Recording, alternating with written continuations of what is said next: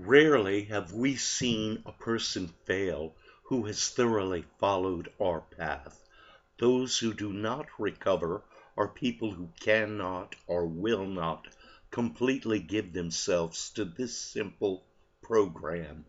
Usually men and women who are constitutionally incapable of being honest with themselves.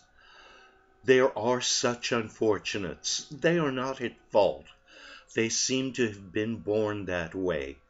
They are naturally incapable of grasping and developing a manner of living which demands rigorous honesty.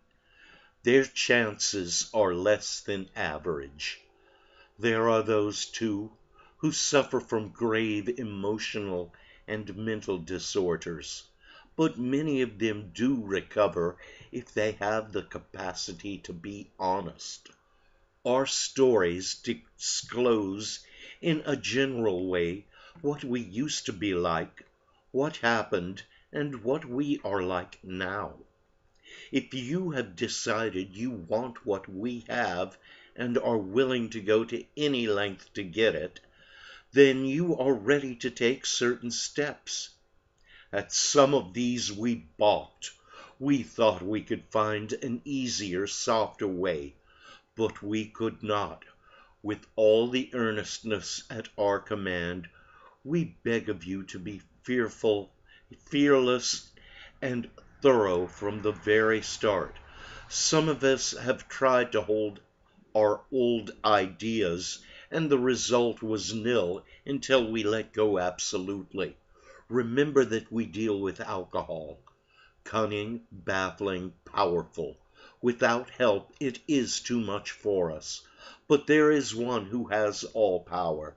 That one is God. May you find him now.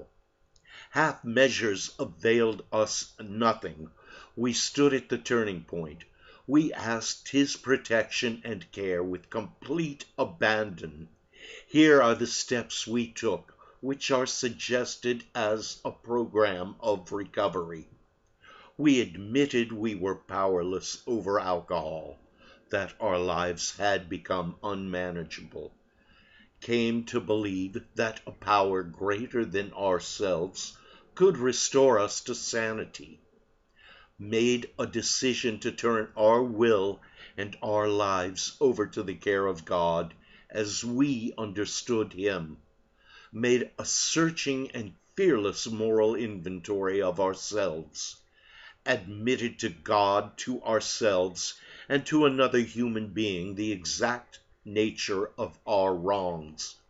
We're entirely ready to have God remove all of these defects of character, humbly asked him to remove our shortcomings, made a list of all persons we had harmed, and became willing to make amends to them all, made direct amends to such people wherever possible, except when to do so would injure them or others, continued to take personal inventory, and when we were wrong, promptly admitted it, sought through prayer and meditation to improve our conscious contact with God as we understood him, praying only for knowledge of his will for us and the power to carry that out. Having had a spiritual awakening as the result of these steps, we tried to carry this message to alcoholics and to practice these principles in all our affairs. Many of us exclaimed, "What an order! I can't go through with it." Do not be discouraged. No one among us has been able to maintain anything like perfect adherence to these principles. We are not saints. The point is that we are willing to grow along spiritual lines. The principles we have set down are guides to progress. We claim spiritual progress rather than spiritual perfection. Our description of the alcoholic, the chapter to the agnostic, and our personal adventures before and after make clear three pertinent ideas. that we were alcoholic and could not manage our own lives, that probably no human power could have relieved our alcoholism. 3, that God could and would if he were sought. Thank you.